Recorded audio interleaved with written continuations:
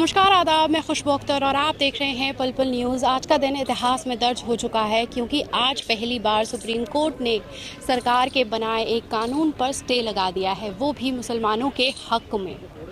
वक्फ संशोधन अधिनियम 2025 पर चल रही बहस अब सिर्फ कानून की दलील नहीं रही है, ये अब संविधान की आत्मा की लड़ाई बन चुकी है।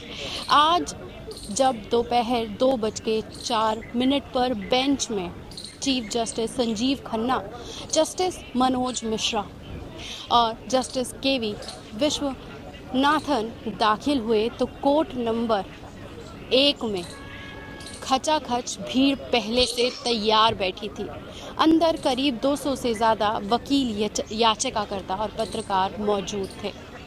इतना ही नहीं, लोग कोर्ट के बाहर भी इंतज़ार में थे और खड़े भी थे। माहौल गंभीर भी था, लेकिन उसी गंभीरता में उम्मीद भी थी। जैसे ही सुनवाई शुरू हुई, कपिल सिब्बल खड़े हुए और उन्होंने साफ कहा, माय लॉर्ड, हमने अधिकतर याचिकाओं को देख लिया है और उसे बेहतर बहस के लिए हमें 1 वीक का वक्त चाहिए। लेकिन चीफ जस्टिस ने भी साफ तौर पर पूछा कि क्या इन सभी याचिकाओं का जो रिप्रेजेंटेशन है वो आप खुद करेंगे? कपिल सिब्बल ने साफ कहा कि हाँ। अधिकतर जो बहस थी फिर से शुरू हुई और धीरे धीरे कोर्ट रूम की गर्मी बढ़ने लगी। सरकार के वकील बार बार इस संशोधन को एक सुधार की बात बताते हुए प्रबंधीय बात कहने लगे, लेकिन बेंच ने साफ साफ कहा कि ये कोई मामूली मामला नहीं है। फिर वो मोड़ सामने आया जिस पर देश के मुसलमानों की निगाहें टिकी हुई थी।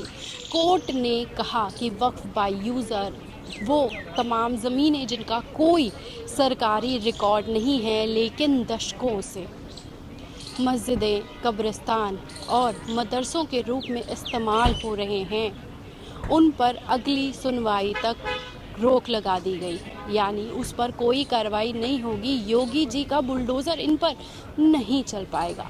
यानी सुप्रीम कोर्ट ने इन संपत्तियों पर स्टे लगा दिया है और भारत के मुसलमानों के लिए एक बड़ी राहत है। ये कोई मामूली राहत नहीं, क्योंकि ये पहली बार हुआ है। सरकार के बनाए किसी कानून पर सुप्रीम कोर्ट ने स्टे लगाया।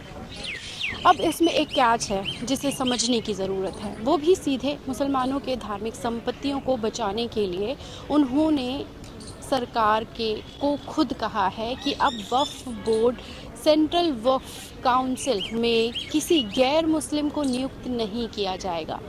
उनका साफ तौर पर कहना है ये मुद्दा ही वही है जिस पर देश में विरोध भी हो रहा है। एक देश की संपत्ति दूसरे धर्म के लोगों को बैठाकर क्या करने की कोशिश की जा रही है, क्यों करने की कोशिश की जा रही है? सरकार को आखिरकार अपने कदम इस पर पीछे खींचने पड़े हैं और अदालत ने ये बयान रिकॉर्ड भी हो चुका है। कोर्ट ने इसके बाद केस को नया नाम दे दिया है। चीफ जस्टिस ने कहा है कि अब इस केस की जो सुनवाई होगी वो किसी व्यक्ति के नाम पर नहीं होगी, वक्फ संशोधन अधिनियम केस के नाम से इसे सुना जाएगा। यानी यह याचिका नहीं, अब संवैधानिक चुनौती बन चुकी है। कोर्ट ने निर्देश दे दिए हैं कि याचिकाकर्ता और सरकार दोनों ही 7 दिनों के भीतर एफिडेविट दाखिल करेंगे और उसके साथ साथ दोनों पक्षों के नोबल जो काउंसिल होते हैं उन्हें अपॉइंट किया जाएगा ताकि बहस को व्यवस्थित तरीके से चलाई जा सके। अब यह मामला सिर्फ सुनियोजित संवैधानिक सुनवाई के तौर से आगे बढ़ चुका है और आज की कार्रवाई में बेंच ने भी ये साफ तौर पर साफ भी कर दिया कि अदालत सभी पहलुओं पर विचार कर रही है और वो बारीकी से हर एक रिकॉर्ड को देखेगी और रिकॉर्ड किया जाएगा कि दस्तावेज़ का मामला है या नहीं है। या फिर कपिल सिब्बल ने वक्फ बाय यूज़र का जब मुद्दा उठाया तो उन्होंने उसको भी साफ करते हुए कह दिया कि सरकार ने एक झटके में इतिहास को मिटाने की कोशिश की है। अगर कोई मस्जिद 200 साल से खड़ी है और यहाँ दुआ हो रही है तो क्या वो सिर्फ अमान्य घोषित की जा सकती है क्योंकि उसके पास सरकारी दस्तावेज़ नहीं है? दुआओं के लिए किन दस्तावेज़ों की ज़रूरत पड़ती है? क्या दुआओं का कोई रजिस्ट्रेशन हो सकता है? क्या इबादत की कोई फ़ाइल तैयार की जा सकती है? तो बेंच ने इस बात को गंभीरता से देखा और कहा कि संवैधानिक चिंता का एक ये विषय है, इसी के चलते इसे स्टे लगा दिया गया। इसके बाद भी दूसरे मुद्दों को उठाया गया और सरकार का दावा है कि ये अधिनियम पूरी तरीके से ट्रांसपेरेंसी के साथ लाया गया है। इस पर भी बेंच ने साफ पूछ लिया, जब वक्फ एक धार्मिक ट्रस्ट है, प्रबंधन में पारदर्शिता किसके लिए लाई जा रही है, किसके लिए इस पारदर्शिता को लागू किया जा रहा है, किसके आधार पर जो निरपेक्ष प्रशासन है उसके तहत धार्मिक संस्थाओं को नियंत्रित जो किया जा रहा है वो क्यों किया जा रहा है। अदालतों के पास इस पर साफ एक टिप्पणी है जिसे साफ कह दिया गया है, वह सीधे तौर पर अब अनुच्छेद 25 से 26 के बीच आकर ठहर गई है और यही इस केस का सबसे सेंसिटिव हिस्सा है।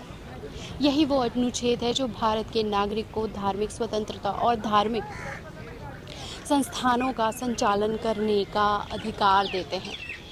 अगर इन्हीं पर अधिकारों को सरकार एक तरफा कुचल देगी, संशोधित कर देगी, ख़त्म कर देगी, तो फिर संविधान में लिखे हुए इन अनुच्छेदों का क्या ही मतलब। सब कुछ सिर्फ कागज़ बनकर रह जाएगा, इनकी मान्यताएं तो पूरी तरीके से ख़त्म हो जाएंगी।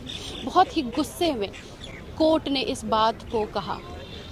आज सब लोग यहाँ मौजूद थे, फिर चाहे ओवैसी साहब हो, कांग्रेस के लोग हो, डीएमके हो, Jamiat Ulema Hind, Darul Uloom Deoband, All India Muslim Personal Law Board, तमाम संगठन, तमाम नेता सुप्रीम कोर्ट में अभी भी मौजूद हैं। आप अगर यहाँ देखें तो 73 से ज़्यादा याचिकाएं सुनाई गई और अभी भी यहाँ पर सभी लोग मौजूद हैं और सुनवाई में साफ तौर पर ये स्वीकार कर लिया गया है और ये कह भी दिया गया है कि एक नज़ीर है जो अपने आप में एक ऐतिहासिक है। और आज की जो सुनवाई है, जब सरकार के पीछे इसे पूरी तौर पर सरकार को पीछे धकेलते हुए दिखाई देता है, तो अदालत ने स्टे भी दे दिया और पहली बार ये महसूस भी हुआ कि अब इंसाफ सिर्फ अदालत की भाषा नहीं बल्कि संविधान की रूह को भी जिंदा दिखाई दे रहा है। आज की अदालत में भले ही अंतिम फैसला नहीं सुनाया है, लेकिन एक बहुत बड़ा फैसला सुना दिया है कि अगर सरकार अल्पसंख्यकों की संपत्ति पर सवाल खड़ा करेगी, अगर धर्म के नाम पर सत्ता कानून के सहारे कब्जा करना चाहेगी,